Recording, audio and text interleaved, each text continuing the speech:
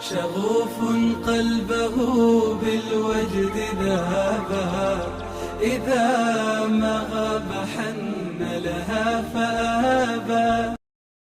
میں نے تو اس پر بیانات کئی مرتبہ دیے اور میرے جتنے انٹرویو ہوئے چاہے وہ انڈیا ٹی وی پر ہوں چاہے این ڈی ٹی وی پر ہوں آج تک پر ہوں سارے موجود ہیں، جو چاہے ان کو دیکھ لیں.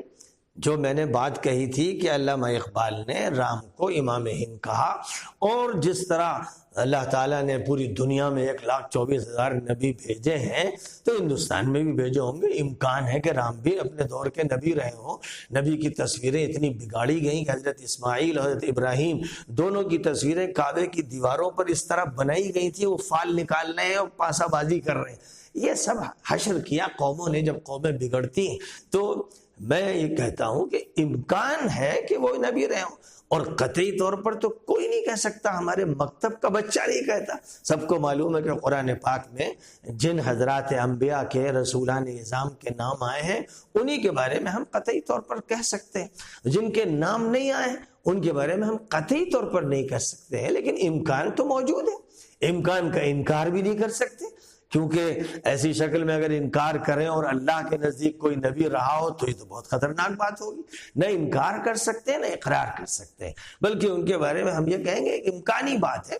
زردشت تھے، کنفیوشس تھے، بدھا تھے، رام تھے، بہت سے علماء کے نزدیک وہ انبیاء تھے.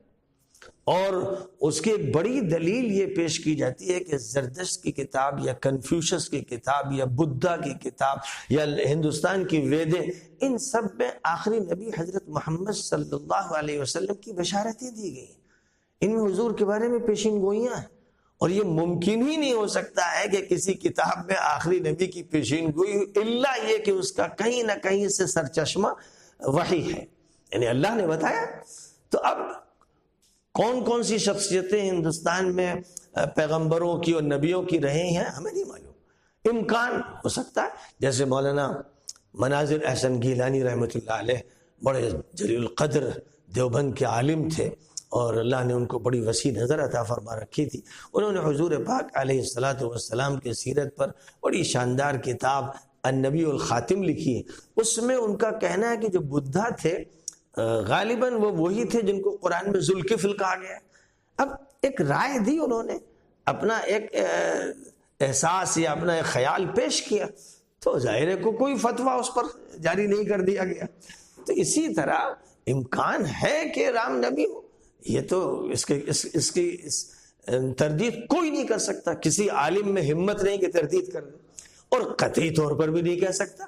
تو ہمارے مکتب کے بچے بھی ایک بات جانتے ہیں، کتنے غیر ذمہ دار، کتنے جھوٹے، کیسے کذاب، کیسے مغالطہ انگیز، اللہ کے عذاب سے نہ ڈرنے والے اور جری اور ڈھیٹ قسم کے لوگ ہیں، جو میری طرف منسوب کر کے وہ بات کہہ رہے ہیں کہ جو سب جانتے ہیں کہ غلط ہے، اور میری زبان سے وہ ایک جملہ سنوا دیں، میری تحریر کی ایک سطر دکھا دیں.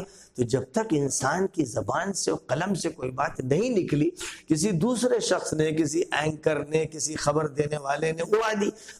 آپ جانتے ہیں کہ ملت ٹائمز کا جو ذمہ دار ہے کتنا جھوٹ بولتا ہے، اسی انتظار میں رہتا ہے کہ کوئی بات ملے تاکہ اس کو چلایا جائے. تو اس نے تو اپنے کو بدنام کر لیا ہے تمام سنجیدہ حلقوں میں کہ یہ شخص جو ہے یہ مولانا سے کدورت رکھتا ہے، حسد رکھتا ہے، جلتا ہے، بھنتا ہے، اللہ ہی جانے کس بیماری میں مبتلا ہے، تو یہ حرکتیں کرتا ہے. کچھ اور لوگ اسی انتظار میں رہتے ہیں کہ کوئی شوشہ ملے تو اسے اچھالے. تو انہیں مبارک ہو، قیامت میں انشاءاللہ وہ فرشتوں کا سامنا کریں گے، اور ان کے جب کوڑے کھائیں گے تو ان کو پتہ چلے گا کہ جھوٹ بولنے کی سزا کتنی سخت.